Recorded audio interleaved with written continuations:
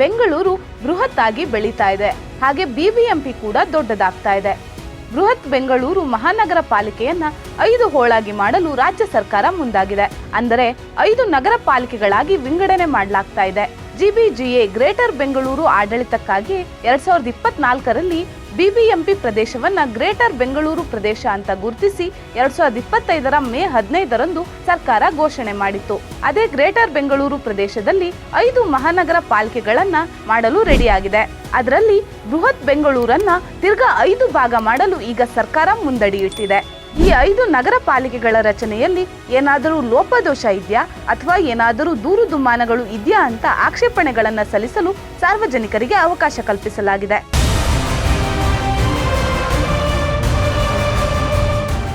ಹಾಗಿದ್ರೆ ಯಾವುವು ಈ 5 ಪಾಲಿಕೆಗಳು, ಈ ಪಾಲಿಕೆಗಳ ಕೆಳಗೆ ಯಾವೆಲ್ಲ ನಗರಗಳು ಬರುತ್ತವೆ ಅಂತ ಬನ್ನಿ ತಿಳ್ಕೊಳ್ಳೋಣ.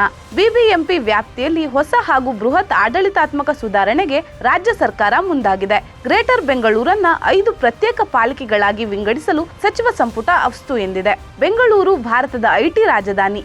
ದಿನದಿಂದ ದಿನಕ್ಕೆ ವಿಸ್ತರಿಸುತ್ತಿರುವ ಈ ಮಹಾನಗರದ ಆಡಳಿತದ ಹೊರೆ ಈಗ ಮತ್ತಷ್ಟು ಸಮರ್ಥವಾಗಿ ನಿಭಾಯಿಸಲು ಹೊಸ ಮಾದರಿಯ ಹಾದಿ ಹಿಡಿಯಲಾಗ್ತಾ ಇದೆ.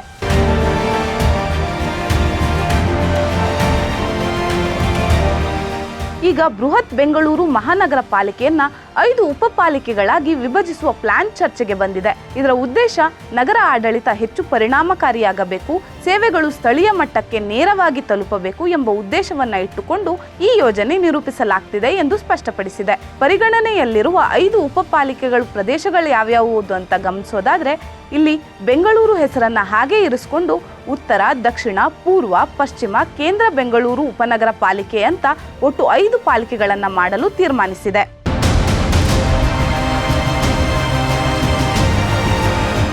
ಪ್ರತಿಯೊಂದು ಉಪಪಾಲಿಕೆಗಳಿಗೆ ತಮ್ಮದೇ ಆದ ಆಯುಕ್ತರ ಕಚೇರಿ, ಸಿಬ್ಬಂದಿ, ಬಜೆಟ್ ನಿಗದಿಯಾಗಲಿದೆ.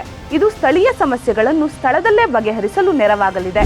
ಈ ಕ್ರಮದಿಂದ ರಸ್ತೆ, ತ್ಯಾಜ್ಯ ನಿರ್ವಹಣೆ, ನೀರಿನ ಸರಬರಾಜು, ಪಾರ್ಕು, ಬೀದಿ ಬೆಳಕು ಮೊದಲಾದ ಮೂಲ ಸೌಲಭ್ಯಗಳು ಹೆಚ್ಚು ಪ್ರಭಾವಿಯಾಗಿ ನಿಭಾಯಿಸಲು ಸಾಧ್ಯವಾಗುತ್ತದೆ ಎಂಬ ನಿರೀಕ್ಷೆ ಇದೆ.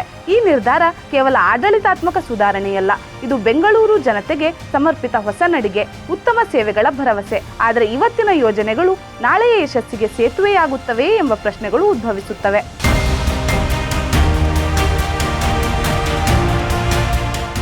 ಇಲ್ಲಿನ ಜನತೆ ವಿಸ್ತೀರ್ಣ, ಆ ಪ್ರದೇಶದಲ್ಲಿ ಉತ್ಪತ್ತಿಯಾಗುವ ಆದಾಯ, ಆ ಪ್ರದೇಶದಲ್ಲಿನ ಕೃಷಿಯೇತರ ಚಟುವಟಿಕೆ, ಉದ್ಯೋಗದ ಲಭ್ಯತೆ ಸೇರಿ ಆಯಾ ಪ್ರದೇಶದ ಜನಸಂಖ್ಯೆಗೆ ಅನುಗುಣವಾಗಿ ಆಯಾ ಪಾಲಿಕೆಗಳನ್ನು ರಚನೆ ಮಾಡಲು ತೀರ್ಮಾನಿಸಿದೆ. ಈ ಪಾಲಿಕೆಗಳ ಅಡಿಯಲ್ಲಿ ಯಾವ್ಯಾವ ನಗರಗಳು ಬರ್ತವೆ ಅಂತ ಗಮನಿಸೋದಾದ್ರೆ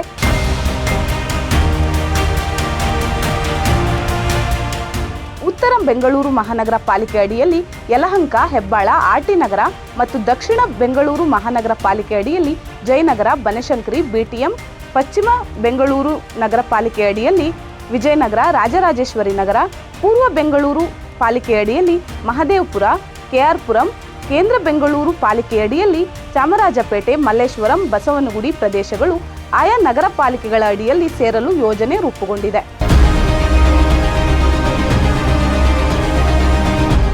ಈ ಉಪಪಾಲಿಕೆಗಳ ಮೂಲಕ ಸ್ಥಳೀಯ ಸಮಸ್ಯೆಗಳಿಗೆ ತ್ವರಿತ ಸ್ಪಂದನೆ ಲಭ್ಯವಾಗಲಿದೆ. ವೇಗದ ಅಭಿವೃದ್ಧಿ ಯೋಜನೆಗಳು ಮತ್ತು ಜನಸಂಪರ್ಕ ಸುಲಭವಾಗಲಿದೆ.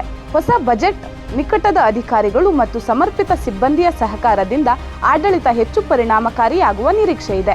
ಆದರೆ ಈ ಯೋಜನೆಗೆ ವಿರೋಧದ ಧ್ವನಿಗಳು ಕೇಳಿಬರುತ್ತಿವೆ. ಕೆಲವರು ಇದನ್ನ ರಾಜಕೀಯ ಪ್ರೇರಿತ ಕ್ರಮವೆಂದು ಪ್ರಶ್ನಿಸುತ್ತಿದ್ರೆ, ಮೂಲ ಸೌಕರ್ಯಗಳನ್ನು ಸಮಾನವಾಗಿ ಹಂಚುವುದು, ಹಳೆಯ ಬಿಬಿಎಂಪಿ ಬಾಕಿಗಳನ್ನು ನಿಭಾಯಿಸುವುದು, ಹೊಸ ಕಚೇರಿಯ ಸ್ಥಾಪನೆ ಮಾಡುವ ಗುರಿ ಅಷ್ಟು ಗೊಂದಲಮಯವಾಗಿದೆ ಎಂದು ಸ್ಪಷ್ಟಪಡಿಸಿವೆ. ಹಳೆ ಬಿಬಿಎಂಪಿ ಪ್ರದೇಶವಿದ್ದ ನಮ್ಮ ಪ್ರದೇಶಕ್ಕೆ ಅಧಿಕಾರಿಗಳ ಸ್ಪಂದನೆ ಲೇಟ್ ಆಗ್ತಾ ಇತ್ತು. ಈಗ ಉಪಪಾಲಿಕೆ ಆಗುತ್ತೆ ಅಂದ್ರೆ ನಾವು ನೇರವಾಗಿ ಅಧಿಕಾರಿಗಳನ್ನ ಎದುರಿಸಬಹುದು ಅನ್ನೋದು ಬೆಂಗಳೂರಿನ ನಿವಾಸಿಗಳ ನಿರೀಕ್ಷೆಯಾಗಿದೆ. ನಗರ ಆಡಳಿತ ತಜ್ಞರ ಪ್ರಕಾರ ಈ ಯೋಜನೆಯು ಲಂಡನ್ ಮತ್ತು ನ್ಯೂಯಾರ್ಕ್ ಮಾದರಿಯಿಂದ ಪ್ರೇರಿತವಾಗಿದೆ.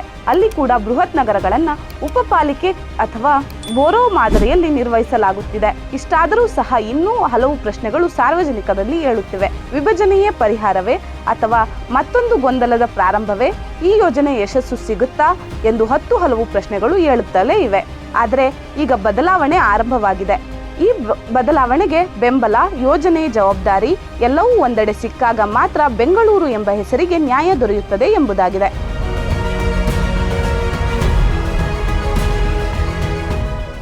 ಇದೇ ರೀತಿಯ ವಿಶೇಷ ಕಂಟೆಂಟ್ಗಳಿಗಾಗಿ ನೋಡ್ತಾ ಇರಿ ಇನ್ಸೈಡ್ ಟ್ರಸ್ಟ್ ನ್ಯೂಸ್. ನಮಸ್ಕಾರ.